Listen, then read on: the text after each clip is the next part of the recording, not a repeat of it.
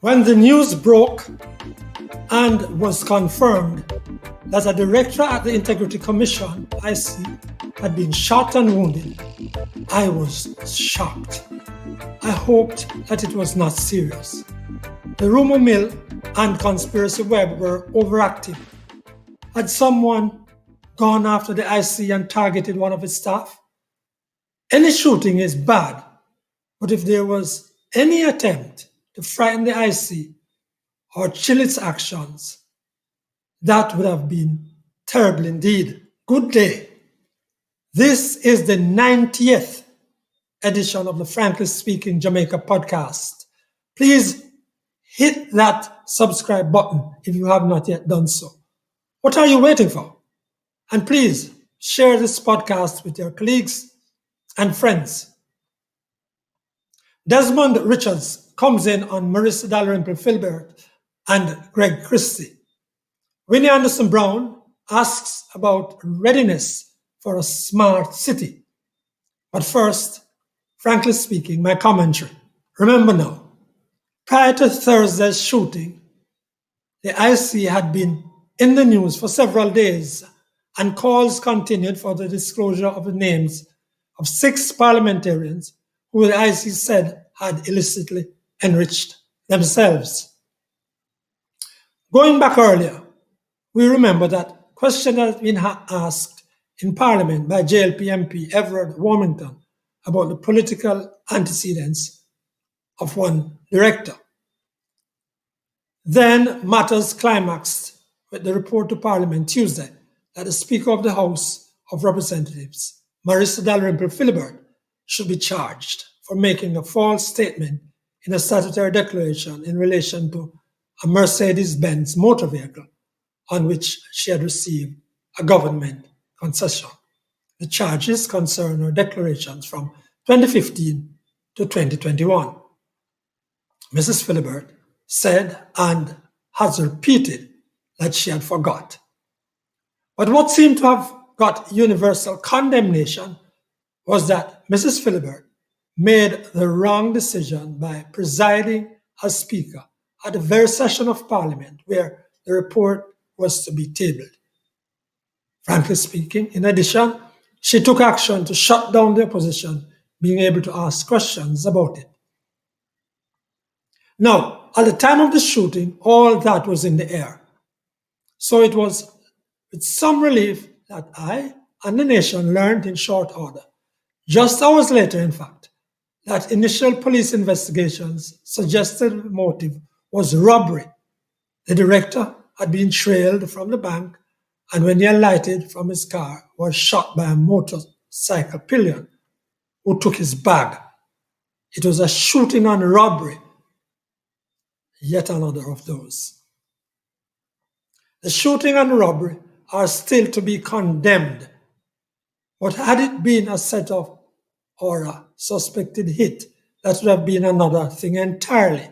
Frankly speaking, the police should tell us in a timely manner of their investigations, especially given all the interest in this issue.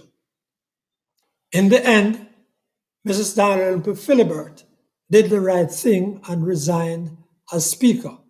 She went further and resigned as MP for Trelawney South, a constituency she won for 4 elections in a row, sometimes in a canter.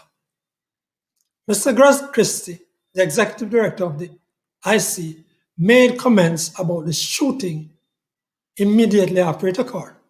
His statement asked the government could have inflamed things. The comments are unworthy of him and irresponsible. I don't know, frankly speaking, what he had heard up to then or what he knew. Frankly speaking, I don't know if the stress of it all had got to him. Frankly speaking, I'm not going to guess about his state of mind either. Significantly, frankly speaking, Mr. Christie, up to Saturday afternoon late, had himself offered no apology to the Jamaican people. The IC, using its code to shield Mr. Christie, has said that he has apologized for the misinterpretations of his comments. There is no divine right to the executive leadership of the IC,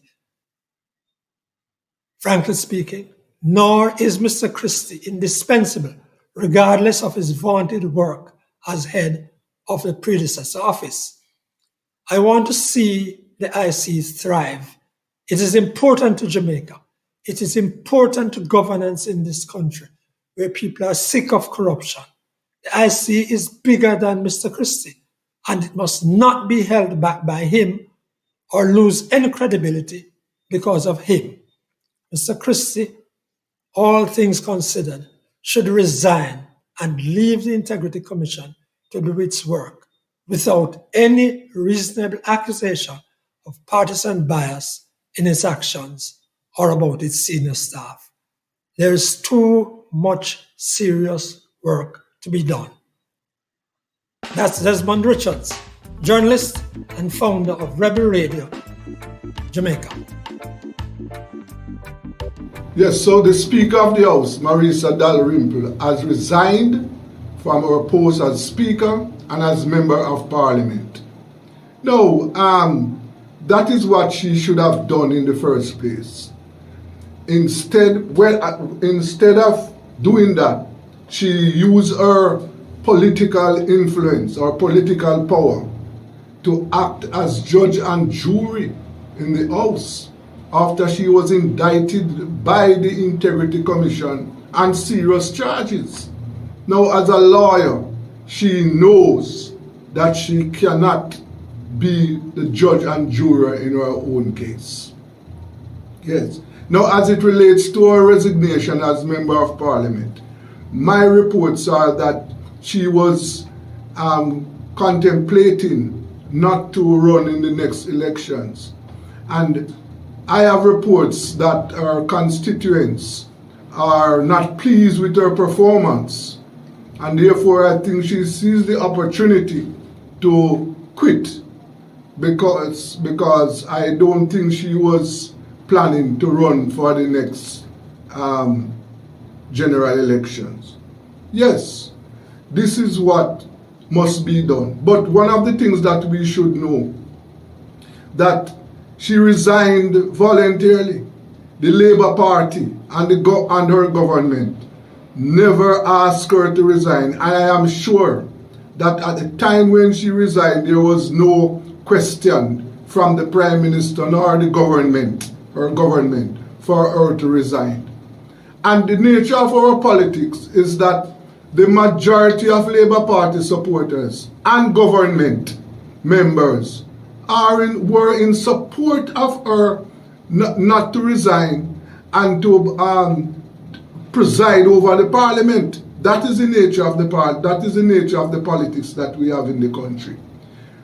And I am sure that they are upset that she resigned.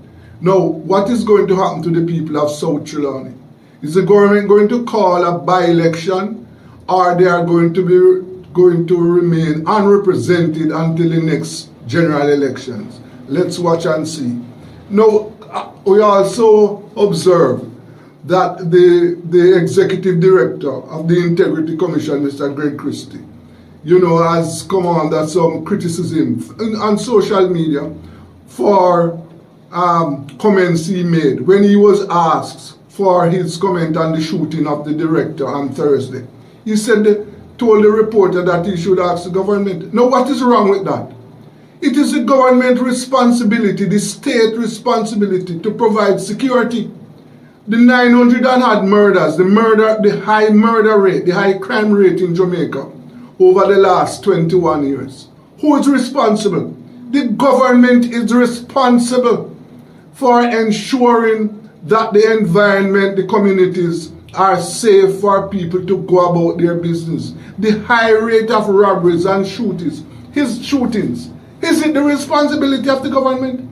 So what is wrong with saying, ask the government? Of course, ask the government about the shootings.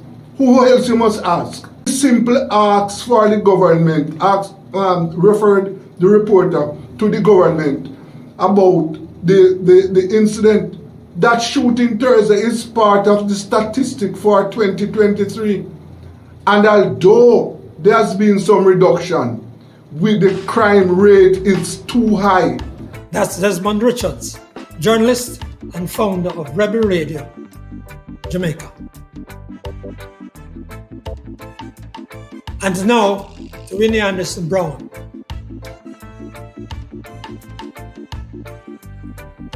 Are we ready for a smart city in Jamaica? We have smartphones, smart watches, smart televisions, but are we ready for a smart city? What would we need in order to have a smart city? And there goes another acronym, IoT, the Internet of Things. These are sensors in urban areas that are used to collect data and automate systems such as traffic, energy use, and waste management. Now, of course, artificial intelligence plays a huge role in smart cities. If we make any of our cities, of our 2 cities, smart, what does that mean for us as a nation? Now, I am not sure if any of our political parties has paid attention to the idea of a smart city. I don't know that, but that is something that we should be able to discuss. We should be able to put on the table. Of course, there is a downside to smart cities. Issues of privacy. When so much data are collected, what does that mean?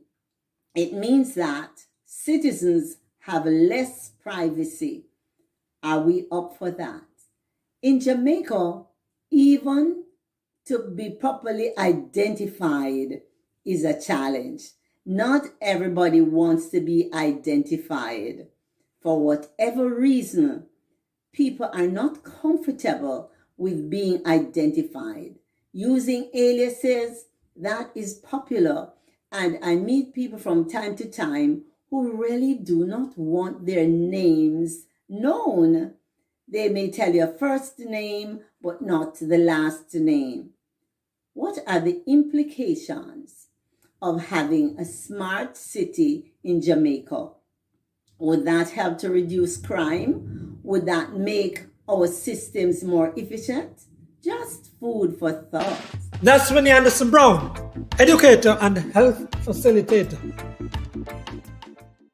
That's the 90th edition of the Frankly Speaking Jamaica podcast. Please like, share, and subscribe. On behalf of Winnie Anderson Brown and Desmond Richards, I'm Franklin McKnight. Until then,